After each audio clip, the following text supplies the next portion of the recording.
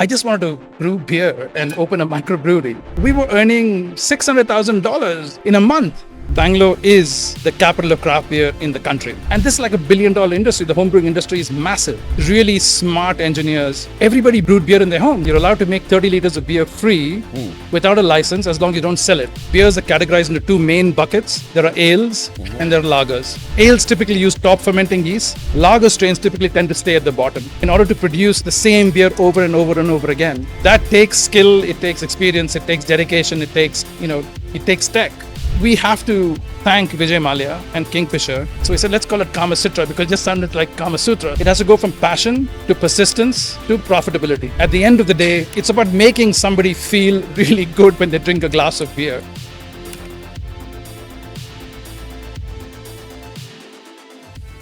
Hi again, welcome to the next episode of the Prime Venture Partners podcast. And I have with me a friend and what hopefully will be a very special episode. My dear friend from school, we've had several names for him, but his official name is Narayan. And for today's show, I shall call him Narayan. I'm actually going to call you Nari. I can't call you anything else. But my dear buddy from St. Joseph's Boys High School and college and through life. Known each other for the better part of 50 years. Scary to say that. Seriously. But most importantly now, he is the star co-founder and owner of Geist microbrewery. Star, really. I have to say something polite. And we're going to talk here a little bit about his journey from a little kid that I knew him to becoming an engineer, working overseas, coming back to India, and eventually starting up what for many years was his passion project and converting it into a business, Geist Brewery.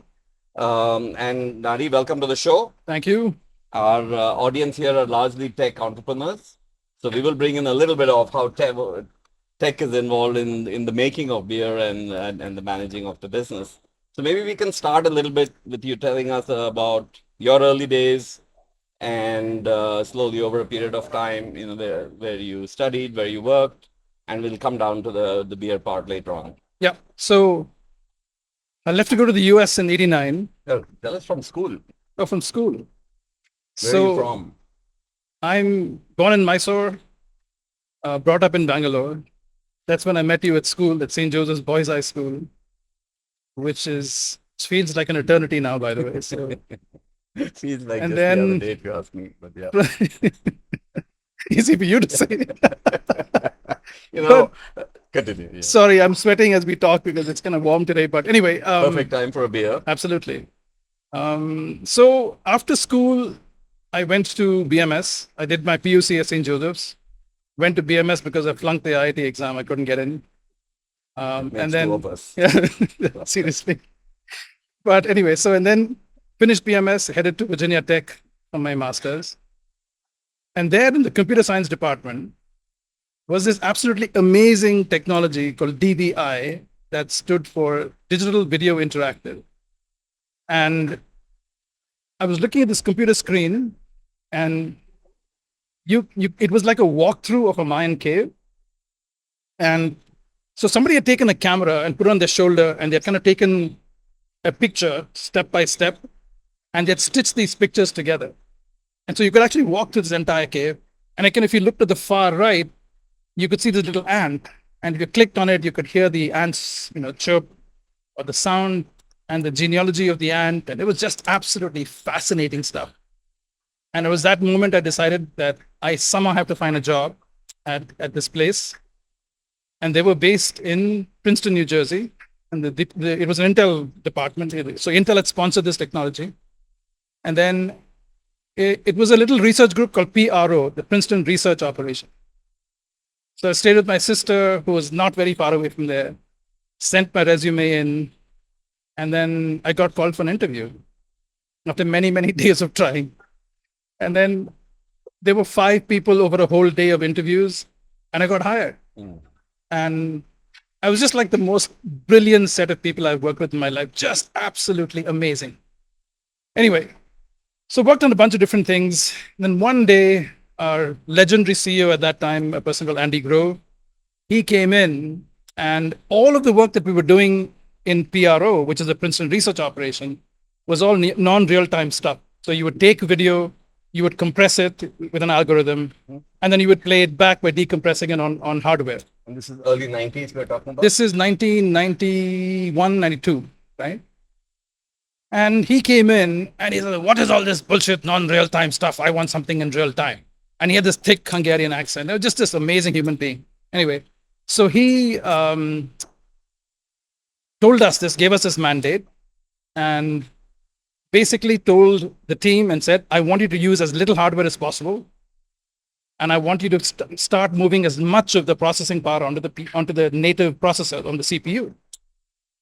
And so the team worked on a bunch of different things, but the algorithm guys started working on something called NSP, which is native signal processing, taking away horsepower from a digital signal processor, which is a TI-based DSP. And me and another guy called Peter were given the role to figure out what real-time stuff can you create. And so we came up with the idea of a video conferencing system. So we actually worked on this, and it worked. It was fascinating because you could send audio, video, and you could share text, and all the stuff that you can do on Zoom today, we had it working in 1993. And Andy showed that at the Intel Sales and Marketing Conference in 1993 in front of 2,000 people. And I remember backstage, he comes by, he stops, he looks at me and says, "This had better work." And then he goes in straight to do the presentation. And we had linked IJKK, which is Intel Japan, Princeton, and and Andy sitting in Arizona. And it worked. And he absolutely loved it. And he said, "Okay, we're going to create a real product out of this." And so the entire thing shifted to the Intel Communications Group in Portland, Oregon in 1993. I was shifted to that division and started working on stuff. And it's hard to say this now because I was the only Indian guy in my group. And today, 35% of Intel, maybe more, is Indian. But I started working on this, and then everybody in my group, again, a bunch of really smart engineers, everybody brewed beer in their homes, because in Oregon, you're allowed to make 30 liters of beer free without a license as long as you don't sell it. Okay. And this is like $1 billion industry. The homebrewing industry is massive. So I got into this thing. I went to brew beer with my friends, made a few batches of beer, fell in love with it, and started building a little brewery in my garage. And then started brewing, and then added every single bell and whistle, because you always thought you bring in more technology, your beer's going to be better. Nothing can be further from the truth. Nothing worked basically. But anyway, put in every single bell and whistle that you could think of in my home brewing system, and kept brewing beers. But one day I remember, and that was probably one of the days, that inflection point, as they call it, where I made the decision to come back to India. So my cube mate, and Intel is this cubicle desert, right? It's just the gray cubicles for miles and miles and miles as far as the eye can see. So in my 9x9 cubicle, Jeff and I were cube mates. So Jeff said, "Hey, let's go." It was a Friday afternoon. It was bright and sunny, which is rare for Oregon. It's always raining. So he said, "Do you want to go get a bite to eat?" And I said, "Great." So we went to Hillsborough, which is downtown, and then finished our meal, came out, and we saw this board called Main Street Homebrew. And so he looked at me and says, "Do you want to go back to work?" I said, "No, let's just go in there." So we walked in there, and this guy called Kevin, who was a PhD in microbiology, who quit his job to start a homebrewing store because he loves craft beer. And he gives this big yarn about, how do you make this, and, what do you do, and how do you, and we were fascinated. It's just like completely enamored by this whole thing. And literally $65 later, walking out with buckets and tubes and raw materials and stuff, and we go straight to my house to brew a batch of beer. And we brewed it. Obviously, we skipped work. And then many weeks later, Jeff tells me and says, "Hey, I've invited a bunch of friends to come and try our beers." And I'm like, so we had followed all the things that Kevin had told us to do. And then I said, "Man, this is going to be crazy. You're not going to be able to, we can't serve this beer. It's going to taste like shit." And he said, "Nah, it's only friends. Don't worry about it." So I went to the local store, picked up a bunch of craft beer, put it in the refrigerator. And then when the friends came, I actually remember we had this Coca-Cola keg, the Cornelius keg. And I put this little plastic, coupler on top of the keg, and I had a little plastic tap. And I poured the beer into into the glass, and the beer was fantastic. It was just fantastic. So that was the moment I said, I have to go back to India to do this, because every time I come to India, and when you're in your late 20s, parents are really worried that if you hit 30, then all the good-looking women or the good women will kind of disappear. So, so I had this intense pressure to get married, and I would come every year to meet women to get married to. And then every time I came back to India, the only beer available was Kingfisher. And so when I made this California Golden Ale, it was just brilliant. And I said, yeah, we have to take it back and do this. So that was the moment I decided to go back to India. What they didn't tell me was every subsequent batch of beer that I brewed after that tasted like shit. But anyway, But fortunately, the first one was all that great. mattered. Beginner's luck. Absolutely. Anyway, the good thing is, came back here and didn't quit. And when you enter a new business, you always have this, this rose-colored glasses view of the world, saying, I'm gonna go change the world. I'll do this, and it's excruciatingly difficult to do business in a regulated environment. But we built something, and I think what is most satisfying to me, Sanjay, is 7 years ago when somebody asked me and said, what do you do? And I said, I work for Geist. And they'd say, what's that? And then I have to go to the lengthy tirade about craft beer and this and whatever else. And now when I tell people I work for Geist, they say, oh, we love your beer. So we've done something right. Wonderful, wonderful. Maybe for the novices, including myself, what are the different types of beers that are there? And when you use the term craft beer, what does that mean, etc.? Maybe you can give a quick lay of the land here. So broadly, beers is categorized into two main buckets. There are ales and there are lagers, right? Okay. So ales typically are brewed at a higher temperature with a different kind of yeast strain, and the fermentation time is about 14 days, right? With a lager, it's brewed with a lager strain of yeast, and it's brewed between 11 and 19 degrees, 11 and 17 degrees, and it's brewed for a much longer period of time, between 21 and 25 days, right? So the mouthfeel, the taste are very, very different in both the beers. One is a lot more rounded, a lot more mouthfeel in the ales. And in the case of lagers, you have a much kind of crisper, drier beer that you can get on your palate. Now, that said, that's the main two categories, right? Okay. But today, ales are being made like lagers, and lagers are being made like ales. And they use ale strains to make a lager and lager strains to make a lager strain to make an ale. And so the distinction between these two categories are also kind of becoming blurred. But generally, these two still stand. It's easier to explain to the layman. But if you really want to go technical about it, you'll have to say the two main categories of beer are beers that are fermented. Top fermented yeasts are used, and bottom fermented yeasts used for the beer. So ales typically use top fermenting yeast. So when they ferment, they're pretty much at the top. And once they're done fermenting, they drop to the bottom. Lager strains typically tend to stay at the bottom. So if you want to classify beers at a very general level, it's ales and lagers. But because the lines are blurred now between ales and lagers, you can say the two main categories are bottom fermenting yeast, beers made with bottom fermenting yeast, or beers made with top fermenting yeast. Yeah. Got it. And then what about you talked about craft beer versus other forms? Yeah. So I guess the definition of craft varies from country to country, person to person, and everybody has an opinion of what craft beer really is. Honestly speaking, I think to me, craft beer is everything that the people say, which is smaller batches, more variety, independently owned. The owners of the business have greater than 50% say in the business. They don't produce huge volumes, so there's a cap on the number of liters that are produced every year. There's also provenance, right? So for example, if your beers are made from Bangalore, that's itself one of the check boxes for craft. I think to me, craft is about using your knowledge, wisdom, and experience to make something great, right? And at the end of the day, it's about making somebody feel really good when they drink a glass of beer. And so that takes skill, it takes experience, it takes dedication, it takes tech. So you have to be technically skilled at what you do in order to produce the same beer over and over and over again. Anybody can make a good batch of beer, like I found out when I made the California Golden Ale.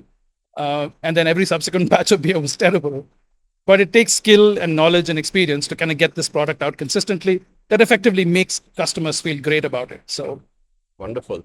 So maybe we can talk a little bit about that journey of, where it was this passion project to becoming a mainstream, business of yours, right? And you sort of bleeped over probably what was 20 years. And you said, oh, and then I started Geist, and people said, what is Geist? And I had to explain. But just that journey and that path for, discovering that this is really what you wanted to do as a full-time, activity. Because you could have always, shared the formula with someone and, had them manufacture it. Yeah. But you chose to actually make this thing. So how did that come about? And I know in the middle you were also working very closely with your father's factory in the automotive parts space, Yeah. etc. So a little bit about that phase would be good to hear about as well. So when I came back, I just wanted to brew beer and open a microbrewery. And every place that I went to, they said, "Oh, microbrewery laws don't exist. It's illegal to do this. We cannot allow you to do this." And by the way, I went and met, politicians, and you know how it is, right? The demands for stuff. Actually, don't know how it is because I stayed away from this business, but let's not go there. So anyway, the thing is, so we came back. I wanted to open a microbrewery. Laws didn't exist. I had all these beer recipes that I had made, and friends of mine and mentors of mine said, "Hey, you know what? You've got these recipes. Why don't you take these recipes, get it made abroad, and bring it back to India because you can't get a license to manufacture or start a microbrewery." So that's what we did. So we took our recipes, went and met brewers in Germany, brewers in Belgium, and worked with them. And then I remember this one particular instance with this Belgian brewery, this brewer called Javier, and he kept saying, "Narayan, it's about controlling yeast. And I couldn't quite understand what he meant and what he was saying. But I understand the depth of what he was trying to say now. But anyway, so we got our beers made there, brought it back to India, and not being finance guys, we didn't realize that we were literally wrapping 50 rupee notes across every bottle of beer that we were selling. So we weren't making any money. But it was actually fascinating because we started working with the excise department. We got, we understood how to make a cost card. We actually had our own transportation company. So we were selling our beers through our own little trucks and tempos and whatever else across Bangalore. So we understood quite a bit in that whole process, right? We understood excise, we understood warehousing, we understood transportation, we understood a bunch of things. Of course, we weren't making any money. In parallel, we kept continuously working with the excise department, as did a few others. And the person who got his license first for a microbrewery was a guy called Arvind Raju at Beer Club. So he got his license, and soon thereafter, all the others started opening up. We got involved with two microbreweries, Brewski and Big Brewski, or in those days it was called Brew Sky and Big Brew Sky. And I have to tell you, the first time in my life, I felt like a rock star because this thing was wildly successful. And between these two outlets, we were earning $600,000 in a month. And, your gross margins are 67%. I'm like, oh my gosh, this is absolutely amazing. And then people kept saying at these breweries, they would say, "Love your beer, hate the Bangalore traffic. Please make this available closer to where we live." Now, the structure of breweries in Karnataka is, and most states in the country, is microbreweries are not allowed to distribute beyond premise. So whatever you make, you have to sell within your 4 compound walls. The big breweries were making beers in huge volumes, right? But they were not making the kinds of beers, or they couldn't make the kinds of beers that customers in the urban areas wanted to drink. So we said, okay, so what if we set up this distribution craft brewery, is what we called it, where we had a big brewery license, but we made small brewery-like beers. And that was the first time ever in South India that anybody tried this experiment. So we did it, and we were supplying kegs, B2B, to outlets across. And I remember, when we started, the first keg went out August 5th, 2017. And it was to a place called Locals Diner in Kamanahalli. And I could tell you the pride that the entire team felt about going there and drinking a glass of beer. I was like, oh my gosh, this is amazing. And subsequently, we've grown. We are in multiple cities now. We're in Bangalore, we're in Telangana, we're in Pondicherry, we're in Mahe, and this year we'll probably be in 2 other states. So we're doing this slowly. All right. So now you're in, you said 5 states and 4 states. 4 states. And how many locations again? 450. 450 Yeah, locations. yeah. Now, this one is the original This is the OG restaurant. one. Yeah. Yes. So this actually was a COVID baby for us because we started the business in 2017. We're primarily B2B business, supplying kegs. And then I remember we got our last payment March 14, 2020, and everything stopped after that. And, we're all completely shell shocked because we're completely on trade, right? So, by the way, the business in beer, if you go to a restaurant and drink at the restaurant, it's called an on trade business. Okay. If you go to a wine store or a shop and you pick up your beers and take it home, it's called an off trade business, right? Now, our business in 2017 and for the next couple of years was all on trade. And this business completely dried up. And so I had no idea how deep, how far, how wide, how long this is going to be. Yeah. And the only objective I had was save the company and don't fire any employees, right? Because I just didn't feel it was humane to let people go. And you kept hearing all these horror stories of people just being let go because people didn't want to pay. And I said, we're not going to do that, right? And so I was sitting up late nights wondering, scratching my head. Not that people didn't want to pay. People didn't have any money. Money to pay, true. Maybe that's true too. But, maybe there were some that did have the money and didn't want to pay because they didn't want to deal with it, whatever, right? But the point is, we decided we're not going to lay anybody off. And I'm proud to say we didn't lay a single person off through the entire COVID period. Anyway, so at this point in time, I was scratching my head saying, how do we keep this business alive? And I came up with this story in my head that said, listen, if I can't sell to anybody, let me at least sell to myself, right?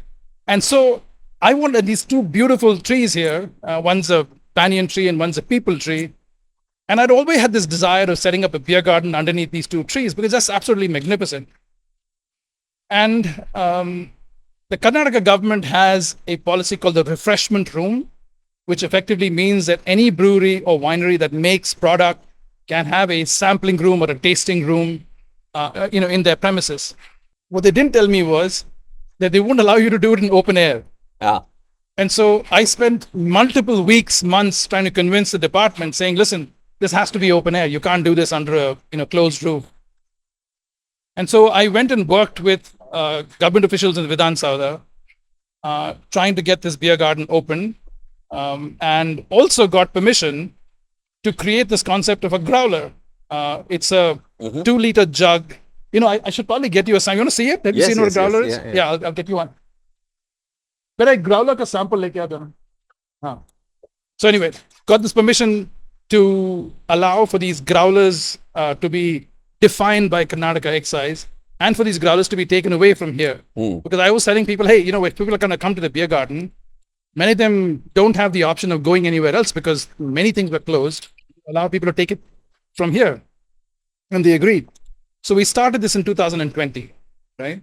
And what we also didn't realize at that time was this is an amazing brand building tool for us. People come, they connect with the brand, they see a clean toilet, good food, good beer, good ambiance, and they feel more connected to the company. And we had hoped that this would translate to better beer sales when we introduced our can.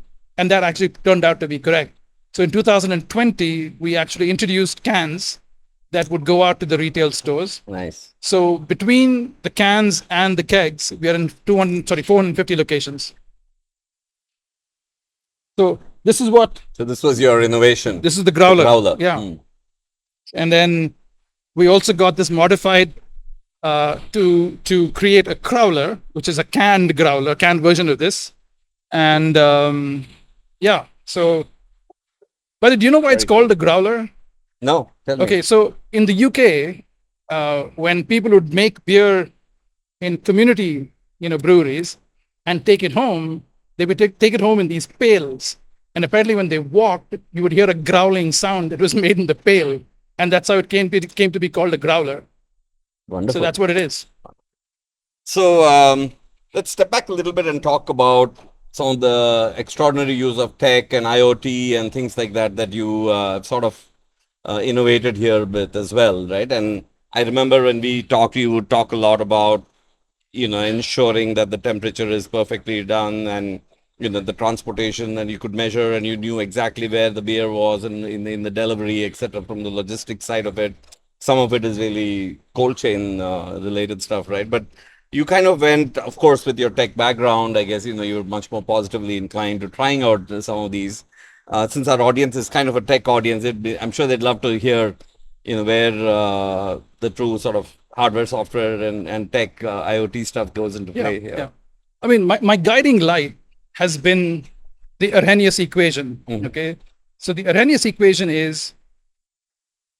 was created by a Swedish scientist called Svante Arrhenius, who in the 1800s, by the way, to his credit, I know you did not learn this in sixth standard. I did not learn this in sixth standard, and I didn't learn it in chemistry. I can tell you that. Yeah, but the Arrhenius equation. Anyway, so Arrhenius equation, Svante Arrhenius was the first person in the world in the 1800s to predict global warming. And he's the first person in the world to actually quantify the rate of reaction in a liquid, right? And his equation is very simple. It says, for every 10-degree rise from a base of 20 degrees, the rate of reaction in a liquid doubles, right? Okay. So for us, we knew that if you expose beer to heat, something bad's going to happen, right? We don't know and still don't know what actually happens inside a keg or a can when it's kept warm, but it doesn't taste as great as it does. So something bad is happening to the beer. So we came up with this because we use this as a guiding light. We said, listen, let's just keep our beers cold end to end, right? So we wanted to make sure that obviously from the point of brewing, through transportation, through dispensing at the customer side, everything is kept cold. Right. What it also taught us is that in our country, the cold chain infrastructure is not going to scale, right? So if you want to build this business end-to-end cold chain, you'll remain a niche business. But our objective is to make this beer available to as many people who can drink it, right? Or who want to drink it. Yeah. So it also taught us what beers would degrade even less, right? And how do you use tech to make sure that it is exposed to the least amount of heat, even if you're not using cold chain transportation. Right. So what we did in the beginning was, the first thing we did was, we said, hey, we need to come up with an ERP system, because there is no beer brewing ERP system that exists. So we actually wrote our own. So we worked with a local developer and we built one from scratch. And that actually turned out to be good, because we have a fair idea in terms of how the business is doing, our purchases, our inventory, our MIS, our excise reports, everything. Now that's the backbone of what we do. Now, when we sent our beers out, every truck has a GPS system, so that's not a big deal. Every truck you can also do the least cost routing. But one of the things that we developed with the early logistics provider was this, which is every location that we supplied beers to in the beginning were all geo-fenced. So when the truck reached the geo-fence location, a trigger would go to the cloud saying the truck has reached. And then the guy would then have to take the keg out and then take it and load it into the cold box of every single outlet that was buying our beers. And then he would take a picture of the barcode that was on top of the keg. And that was another signal to the cloud. So the delta T between when the truck reached to when the guys took the picture and loaded in the cold box was the time it had taken that the beer was exposed to heat. So we tried to minimize that to as much as we could, right? Because my big fear was that, somebody's going to keep a keg on the ground, take a smoke, take a leak, whatever, right? And it would actually be sitting on the sidewalk, and that was not a good thing. So we decided that we're going to implement this tech to make sure that we have as little exposure to heat as we can. It's also interesting because we had these big, huge stainless steel refrigerators where you had 3 kegs on the top and 3 kegs at the bottom. And customers bought that reluctantly because we refused to supply beers to anybody that didn't have these refrigerators. And then people kept saying, you know what? This is a really ugly box. I mean, I don't want to keep this in my beautiful bar. And they were right? So how do we solve this problem? Because, people don't want to keep this. And at the same time, we want to keep our beers cold. Yeah. So we said, okay, so if you look at how draft beer is dispensed, so you've got a keg, and into the keg, you push CO2, which is inert gas, and the beer gets drafted out of the keg through a pipe, right? And it comes to a chiller. And it's called a beer chiller, or think of it as a flash chiller. So the beer goes through a series of coils that's enveloped in ice, and by the time it comes up to the tap, right, the beer is cold. But to keep that tower, which has all these taps on it, cold, the central part of that chiller is all cold water. And so there's a little impeller that keeps rotating to keep no ice from being formed. And that cold water gets pushed up to the top of the tower to keep the entire tower cold, right? So you minimize even the beer that is sitting in the tower, right? You want to keep that also as cold as you possibly can. Got it. Then we said, you know what? Wait a second. There's cold water, and it's only being used to keep the tower cold. What if we use that to actually keep our kegs cold? So we innovated on this thing called the keg sleeve. So it's like this little jacket that you put around the keg that has these little pipes going around it. And the cold water from that chiller actually circulates through, right? The keg sleeve. From the outside exactly, also. exactly. And of course, when people have multiple kegs, there wasn't enough pressure from the pump. So all we had to do was replace the pump and put in a high pressure pump. And that seems to be working okay. So we're able to keep our kegs cold up to 10 degrees, even without a cold box. Very nice. Right? And so, like I told you earlier, you can't scale this business if you're end-to-end cold. So we will be going into what we call ambient craft, in the next couple of months.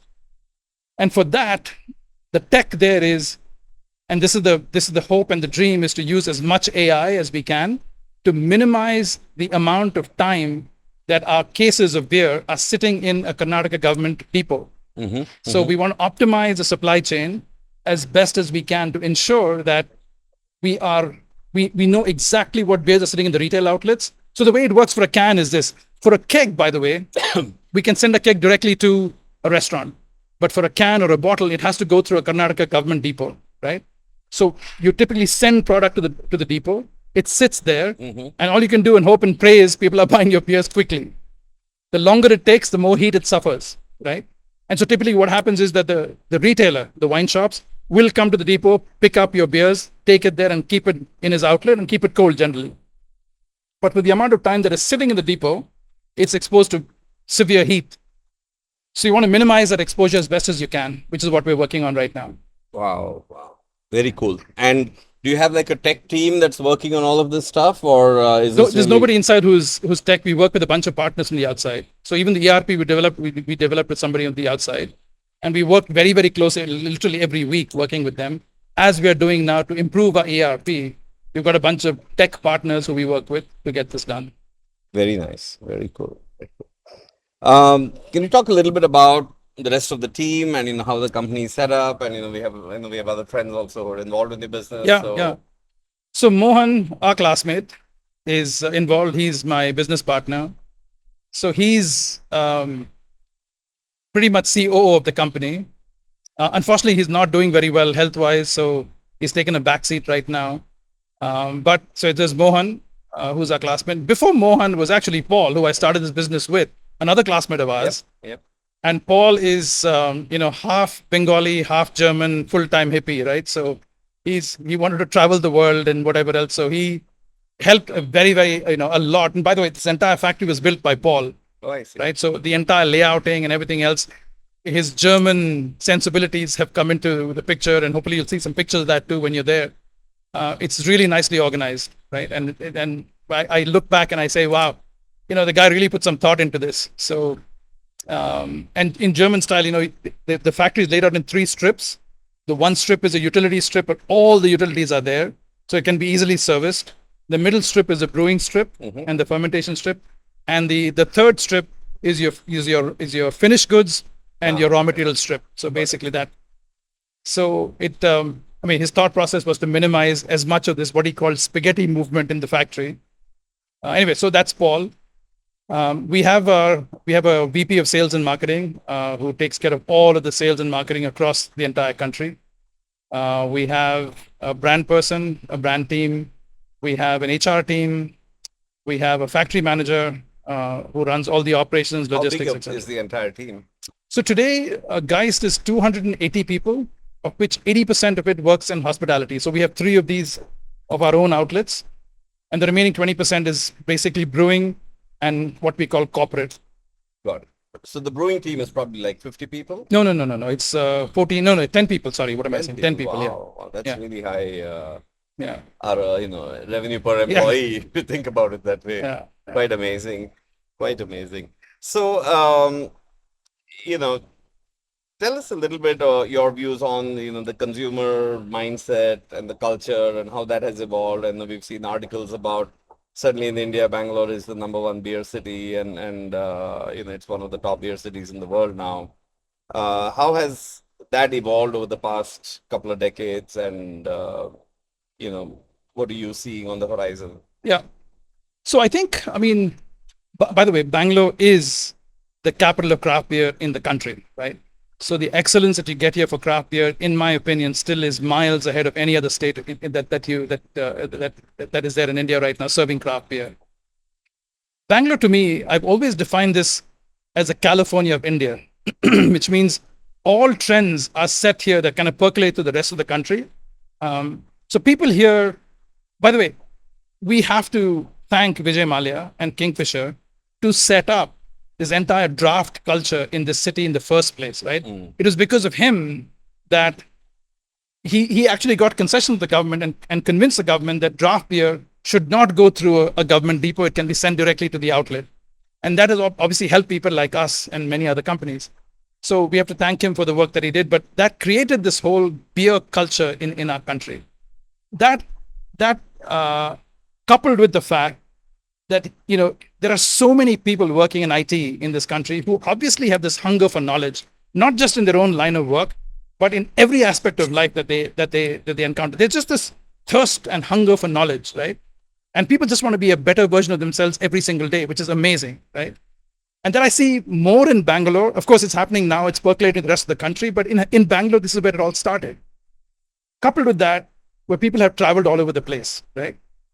So you'd have these techies who would go to every part of the globe to work, experience the culture there, drink the beers there. And they came back and they kept asking the question, why can't we have the same beers here, right? And that's a trend, fortunately, we saw happen quite early. Another trend that I saw happen quite early is people wanted to drink better and eat better. So this whole thing about organic food, putting better things into your mouth, especially for people who could afford it, right? Better food for their kids, better beverage for their kids, less sugar, lower gluten, lower carbs, all that stuff kind of started happening many, many years ago. And then COVID just accelerated that trend, right? So when COVID happened, I think people started seeing their mortality, saying, oh my gosh, I have no idea how many years I'm going to be alive. So let me do the best that I can for myself and my family, right? And so that accelerated the trend. So now what we are seeing is this definite trend towards premiumization, definite trend, right? So people are spending money and saying, listen, I don't need to drink a lot of beer, but if I'm going to drink, let me drink really good beer. And I don't mind spending a little bit more money for it, right? Now, yes, still 85% of the beer sold in our country is strong beer that goes into rural areas. But the trend of premiumization, so just to give you a small statistic, right? Growth of premium beers is at like 30 to 40%. The growth of mass market value beers is like 10%, 7 to 10%. But so on a clearly, higher base. On a much higher base, right? But there is a growing number of people who want to drink better, who want to eat better, willing to pay more money for it. And so that has helped Geist. And for us, we've been absolutely obsessed with quality. And I don't say this frivolously. I say this because we really mean it. I mean, the amount of testing and the amount of agonizing that we do over our beers is a lot. Right. And so we hope that can effectively translate to the fact that we get to be known or continue to be known more and more as from a good beer to a great beer to an amazing beer. So, well, that's the serious side. There's always an extraordinary sense of humor when you go about naming your beers. Yeah. Right. So, who's the genius behind that? It can't be you for sure. Just kidding. But No, no, every no. one of these has some really cool names, and would love Yeah, to take a photograph of your menu as in the yeah. video. But yeah, would love to hear No, I how think these I came think it's a about. team effort. It's a Hmm. team effort. We actually use this opportunity to get the team involved in naming of the beers, right? And so some of the most creative names have come from the team. Of course, some came from me, but in the early Maybe days, after a few beers. maybe Yeah. after a few beers, yeah. And I, in the early days, I remember Mohan and I talking, saying, people don't know about craft beer, so we should actually have the name or the style of the beer in the name. So Witty Wit, mhm. Wit is a short form for wit beer. Mm. So it's a Belgian wit beer. And we couldn't think of anything else. So we said, let's call it the Witty Wit because it's intelligent, right? And so that was one. The Uncle Dunkel Uh-huh. is a Dunkel is a dark beer. Dunkel means dark. And this was a Dunkel Weizen. But we said if you put Dunkel Weizen in the beer, it's going to be like, too much for people to say. So we call it Dunkel. Even though technically it should have been Dunkel Weizen. But anyway, so Uncle Dunkel just sounded nice. We just It's going to be my new nickname, Uncle Dunkel. and then the IPA was my naming because we used something called Citra hops in the beer, and I couldn't think of anything else. So we said let's call it Kama Citra because it just sounded like Kama Sutra. So the belief is that good things will happen when you drink an IPA. So the Kama You Sutra was think you're there. having a good time. Yeah, and then one of the agencies we worked with for our branding and for our graphics, we had just introduced the stout, and they came up with the name called Stouter Space, right? Yeah. And then one more a person who was with us who's now moved to Canada, Akhil Nair. He named we have the smoked wheat beer, which by the way won a silver award at the European Beer Star, and we're the first brewery. Yes, I in saw the photograph yeah, on yeah, your yeah. homepage. First brewery in the country to win an award in that Wow, competition, awesome. which is pretty nice. Congratulations. So Akhil named that beer, and a smoked beer. Smoke in German means Rauch, Hmm. and he came up with the name Rauchafella. Yeah. So Cute. yeah, Awesome. Awesome. All right. So now, beer making has gone from your passion project to being a business. What is your next passion project? Yeah. beer. Consuming it. No, I think for me, people say this is a passion project, but I would also tell you this one thing. What I've learned is the following: any project that has to be successful has to go from 1P to 3Ps, right? It has to go from passion to persistence And perfection. to profitability, right? So these three things are crucially important if you're going to be successful in business, because a lot of people start off with passion like I did. And you know what? If you don't pay attention to the bottom line, you're going to get screwed, right? So make sure that you pay attention to the details of your money, understand where your money is coming from and where it's going. And the last thing is this: it is excruciatingly difficult, especially in our country, to do business, right? Everybody knows this. I wish it was, it was easier, but it's difficult. And by the way, it's no different in many, many other countries of the world. You just have to have persistence and grit to get that done. Yeah. No, on that note, Nari, just before we wrap for today, maybe some of your looking back and some of your key takeaways and advice for the younger version of yourself or for new entrepreneurs starting out. Right? What would you? I mean, you had some golden nuggets right now. Yeah, but yeah. generally, So yeah, for me, it's the 3Ps. It is literally passion, persistence, and profitability. Pay attention to the money. And everybody, by the way, says don't quit. I think that's largely correct, right? Even though there are so many times in your life you wanted to say, screw it, it's just too much. I just can't do this anymore. There's no money. There's too much of pressure. I just don't want to do this anymore. But those are the moments when you decide and say, stay on, right? I have this deep belief. I'm not religious, I'm spiritual, but I call it the hand of God. And my belief has always been this: that if you're fighting every day in the trenches, fighting the good fight, a light will appear that effectively shows you and says, that's the direction that you go. And I think the one saying that has kind of guided me through troubled waters was a saying from Narayan Ramachandran, my mentor and a good friend. And he said, entrepreneurship is about being in business long enough till the lightning bolt strikes, right? And you have no idea which way you're going to go. You think you're going to go there. And I remember, I telling myself and saying, oh, by the way, when I go, and it's going to be choppy waters, and I'm going to be in a boat, and it's going to be tough. What the reality of that is it wasn't a boat, it's a coracle. It's choppy waters, and you're spinning as you're going down these choppy And waters, and you have no idea where you're going. But just kind of figure it out, be there, stick with it, it'll all work out. And India is the 10-year rule. Any business that is built is going to take 10 years to build. Yep. No, it's absolutely true. And look, thanks so much. Amazing words to end on. And look forward to seeing the progress of Geist over Thank the you. coming years. Congratulations for everything you've done here. Dear listeners, thank you for listening to this episode of the podcast. Subscribe now on your favorite podcast app for free, and you'll be the first one to know when new episodes are available. Just search for Prime Venture Partners Podcast in Apple Podcast, Spotify, Castbox, or however you get your podcasts. Then hit subscribe. And if you have enjoyed the show, we would be really grateful if you leave us a review on Apple Podcast. To read the full transcript, find the link in the show notes.